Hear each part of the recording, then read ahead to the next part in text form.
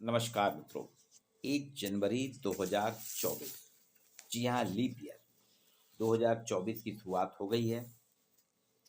आप सभी को हार्दिक शुभकामनाएं, वंदन, अभिनंदन।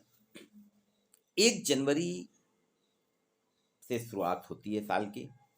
वैसे तो हर जगह अलग अलग होती है। भारत में हिंदू नववर्ष चैत्र प्रतिपदा से आता है, अभी गुड़ी पड़वा से आएगा। सब राज्यों के हिसाब से अलग अलग होते हैं, लेकिन मूलतः अगर हम देखें तो वो एक कमोवेश नववर्ष 1 जनवरी से दिसंबर 31 दिसंबर तक का होता ही है। इसकी शुरुआत कहाँ से हुई? ऐसा बताया जाता है 45 BC यानी ईसा पूर्व इसकी शुरुआत हुई थी 1 जनवरी से। रोम सम्राट जूलियस सीजर ने 1 जनवरी से वर्ष को पहला दिन बना के इसकी शुरुआत की। और सबसे पहले इसकी होती है, मतलब जो सूरज निकलता है उसके हिसाब से प्रशांत द्वीप समूह में, टोंग समोता द्वीप समूह में शुरुआत होती है। इसके मनाने के अलग अलग तरीके हैं। हर देश का, हर संस्कृति का, हर समाज का अपना अलग अलग तरीका, उस पर आज अपन चर्चा करते हैं। इटली में तो कहते हैं कि इस दिन लाल अंडरवियर पहनने का प्रचलन है और परिवार के सभी सदस्य एक साथ बैठ के, एक साथ पूरा परिवार के सभी लोग एक साथ बैठ के लंच करते हैं, डिनर करते हैं। ऐसे अलग अलग परंपराएं हैं। जैसे स्पेन में बताते हैं कि एक साल स्पेन में बहुत अंगूर हुए थे।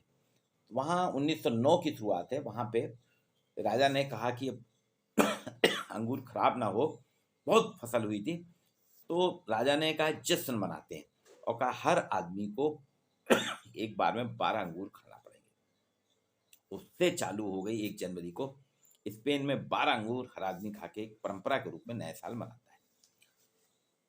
दक्षिण अमेरिका में लोग तरह तरह के जश्न मनाने का उनका तरीका अलग है। रंगीन कपड़े पहनते हैं, अंडर गारमेंट्स उनके रंगीन रहते हैं, कपड़े कलरफुल रह पहनते हैं। इनका कहना है जिस रंग के वस्त्र पहनते हैं उसी से उसका साल भर चलेगा, उसका स्वागत उससे साल भर किया जाएगा।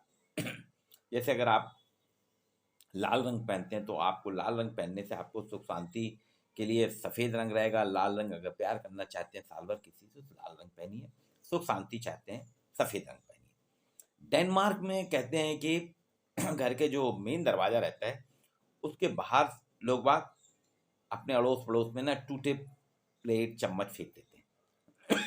इनका कहना है कि जिसके घर के दरवाजे पे, मेन दरवाजे पे सबसे ज़्यादा टूटे हुए बर्तन मिलते हैं उसका भाग उस साल उतना अच्छा रहता है। ब्राज़ील में नए साल का जश्न जो है समुद्र में सफ़ेद फूल फेंकते हैं।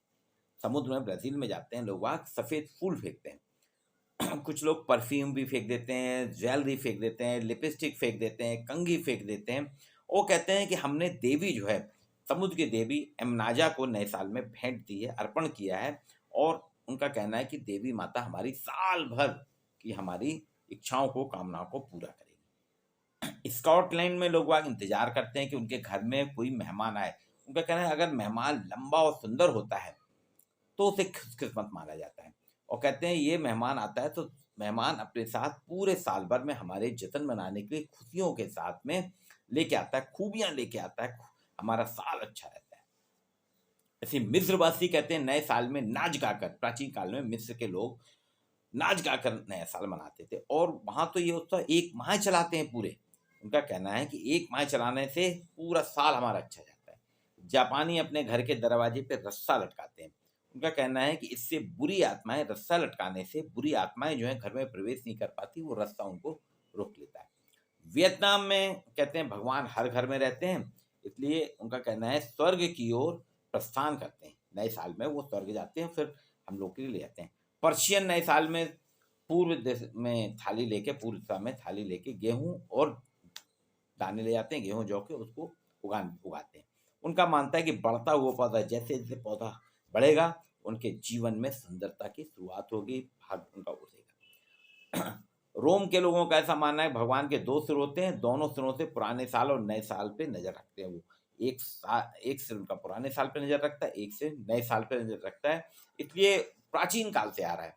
बेबीलोन वासी जो हैं पिछले 4000 साल से फसल करते हैं, बुआई करते हैं। जूलियस सीजर ने ही जनवरी नाम रखा था। वो कहते थे पृथ्वी स्वर्ग भूतकाल भविष्यकाल का देवता। पृथ्वी को उन्हें स्वर्ग भूतकाल और भविष्यकाल का देवता मान के खाता है, इसकी पूजा करना चाहिए। अब हम उत्तर भारत में आते हैं तो यहाँ पे पीले फूलों की माला चढ़ाई जाती है। यहाँ कहते हैं यहाँ पे पीले फूलों की माला चढ़ाई जाती है। डचवासी नए साल पे सूखे मेवे और खाना खाते हैं, जो कि भविष्य के लिए उनका एक प्रतीक है। क्या दक्षिण पूर्व एशिया में नववर्ष पक्षियों को उड़ाना और कछुओं को पानी में छोड़ने से कहते हैं सौभाग्यशाली होते हैं, सौभाग्य मिलता है, सौभाग्य का प्रतीक है। ब्रिटिश कोलंबिया कनाडा के लोग नववर्ष पर स्विमिंग सूट पहनकर बर्फ जैसे ठंडे पानी में छलांग लाते हैं। उनका कहना है जितनी ज्यादा ठंडक में हम जाएंगे उतना ही ज्यादा हमारा जीवन सफल होगा। स्कॉटलैंड में तो और एक है, वहां ड्रमों को गलियों में लुढ़काते हैं। उनका मानना है पुराना साल जो है जलकर समाप्त हो गया है, अब नया साल शुरू हो रहा है, इसलिए उसको पुराने साल को ड्रम को सड़क में भगाते हैं, दौड़ाते हैं। ये अलग अलग परंपराएं हैं, हमारे यहाँ भी अलग अलग परंपराएं हैं। नाच गान उत्सव होता है, लोग टूरिस्ट स्पॉट पे जाते हैं, खासतौर से जितने हमारे रिसोर्ट्स हैं फुल मिल रहे हैं, सब जाते हैं, मौज मस्ती करते हैं। लेकिन मेरा अपना है कि हमको नए साल की शुरुआत में कुछ नियमावली बनाना चाहिए कि हम अपने जीवन में जो मजबूर हैं, असहाय हैं, उनकी मदद करें। बच्चों को कॉपी किताब दे सकते हैं। खासतौर से शिक्षकों से मेरा निवेदन है, इस दिन आप अपने आसपास के बच्चे, आपके घर में काम करने वाली बाई है, उनके बच्चों को एक संकल्प लें कि हम साल भर उनकी फीस चुकाएंगे, या उनको साल भर के लिए नया सत्र चालू होने वाला है, उनको स्कूल बैग किताब कॉपी ये सब देंगे जो बच्चों के पढ़ाने के लिए, या फिर आप किसी गंदी बस्ती में जाके वहाँ पे पढ़ाने का संकल्प ले सकते हैं, पढ़ाएं। और कुछ नहीं है, अगर ये नहीं कर सकते हैं तो हर प्राध्यापक अपने अपने विषय का, जैसे मैं समाजशास्त्र का हूँ तो मैंने देखी यहाँ समाजशास्त्र की किताबें हर साल मैं खरीदता हूँ। मैं साल में 2 बार किताबें मेरी, वैसे तो हमेशा लेता रहता हूँ जहाँ भी जाता हूँ, लेकिन 2 दिन है, एक मैं धनतेरस के दिन एक किताब खरीदता हूँ, और आज अभी जाऊँगा मार्केट में और फिर एक कोई किताब खरीदूंगा। और ये करते करते विगत 3 दशकों से एक ये अलमारी और एक अंदर अलमारी है, मेरे पास समाजशास्त्र की किताबों का बेहतरीन स्टॉक हो गया है, ग्रंथालय बन गया है जो पढ़ने पढ़ाने के काम आता है। तो मेरी आप सभी से अपील है, आग्रह है, निवेदन है कि आप भी अपने आसपास के बच्चों को पढ़ाएं लिखाएं, संकल्प लें। उसके साथ साथ हम सभी प्राध्यापकों को, चाहे समाजशास्त्र के हों, अर्थशास्त्र के हों, हिंदी के हों, अंग्रेजी के हों, एक नई किताब खरीदें। और किताब आपका सच्चा साथी है।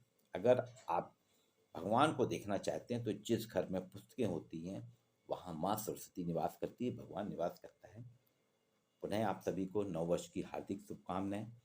आपका 2024 बहुत अच्छे से हो, सुख शांति के साथ बीते, क्योंकि इस साल भारतवर्ष के हिसाब से अगर हम देखें कुछ नई चीज़ हो रही। 22 जनवरी को तो 496 साल की लंबी तपस्या के बाद राम मंदिर का उद्घाटन हो रहा है, एक और नया हो रहा है। हम मंगल पे भी फिर से यान भेज रहे हैं, सैटेलाइट भेज रहे हैं, शुक्र ग्रह में भी जाएंगे।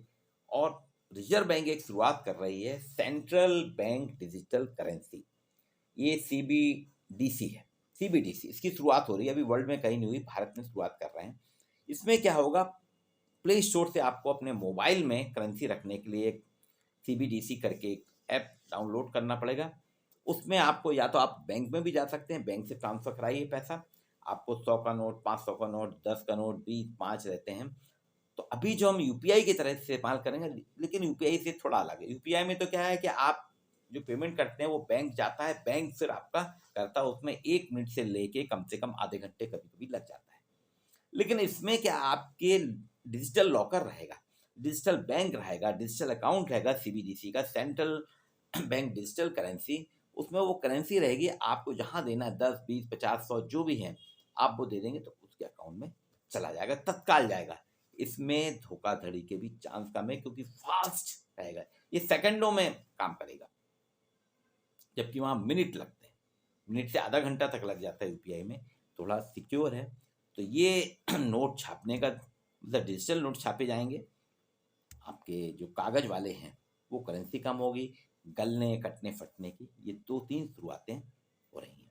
तो ये भारत भी ऐसे आगे बढ़ेगा और विकसित भारत की हम सपना देखना है, विकसित करना है, हमें स्वयं भी विकसित होना है, अपने देश को विकसित करना है। आइए हम नए उत्साह, नए उमंग के साथ 2024 में प्रवेश कर चुके हैं और आगे बढ़ते हैं।